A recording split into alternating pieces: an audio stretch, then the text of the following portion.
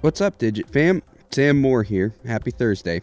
Adam's traveling, so you've got me for the rest of the week. I'm a little sick, but that's okay. It means my voice can hit a slightly lower register, which is pretty fun. The show, as they say, must go on. Anyway, this is your Digit Daily podcast for February 7th, 2019. Let's jump right in. Looks like Samsung has gotten tripped up in a case of mistaken identity. Back in December, the company announced a partnership with the streetwear brand Supreme. Apparently, Samsung was going to release a Supreme-branded Galaxy A8s in China. It held an announcement event, CEOs for Supreme came out, it was all very cool. Or was it? Turns out, none of the people who went on stage that day were James Jebbia, who runs Supreme. And apparently, they didn't actually have anything to do with the company. Samsung had unwittingly made a deal with Supreme Italia, a legal knockoff brand that sells clothing bearing an ever so slightly larger Supreme brand. Turns out, Supreme didn't properly file its trademark internationally, which gave Supreme Italia room to open up shop in Italy completely legally. These folks are experts in finding big brands to mimic legally. They also sell a knockoff Pyrex in a similar manner. The extra fun bit here is that somehow Supreme Italia got the rights to sell its stuff in China, something that the original Supreme company apparently has yet to do. That's how Samsung got tripped up. Apparently, it took 45 days for the company to notice it'd been duped, quietly canceling the partnership just a little while ago. It's kind of funny that Supreme, a company already known for ripping off art from people like Barbara Kruger, suddenly found itself getting ripped off. Anyway, let's move on and get into the roundup.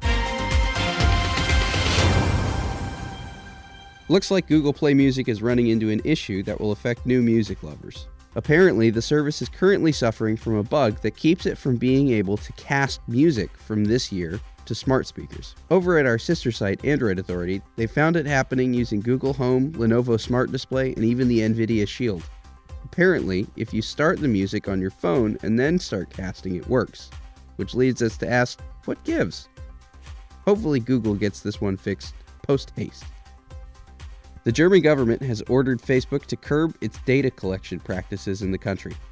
According to Reuters, the government objected in particular to how Facebook pools data on people from third-party apps, including its own WhatsApp and Instagram, and its online tracking of people who aren't even members through Facebook's like or share buttons. Quote, in future, Facebook will no longer be allowed to force its users to agree to the practically unrestricted collection and assigning of non-Facebook data to their Facebook accounts, Federal Cartel Office Chief Andreas Munt said. Boy, it sure feels weird seeing a government crackdown as a form of sticking it to the man, but here we are. Way to go, Germany. Apparently, bees can do math now. Australian and French researchers, building on the recent finding that bees understand the concept of zero, have taken to teaching honeybees basic addition. The researchers used a series of color-coded symbols, honey, and mazes to teach the furry flying critters to understand concepts like adding and subtracting. Who knows when they'll learn to multiply, or when they'll really put two and two together and start coming after us for climate change. Our last story of the day is a space story, and it's a pretty dirty one.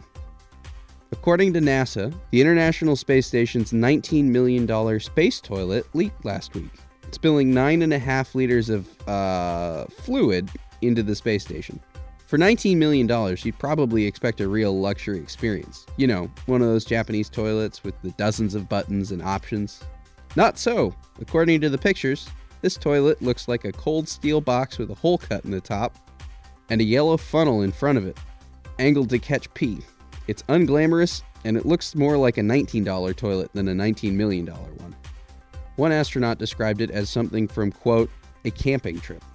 Apparently, now the toilet is fixed, and it's getting an upgrade too. Now, it will have a stall. We've known for a while that in space no one can hear you scream. Now, hopefully, no one will hear you pee either. And I think that's going to do it for today, folks. For links to these stories and more I didn't mention, head on over to digit.com and subscribe to our newsletter. Remember to rate us on iTunes or Pocket Casts or wherever you get your podcasts, and hit that subscribe button. I'm Sam Moore, at IamSmores on Twitter. Thanks for listening. I'll be back tomorrow.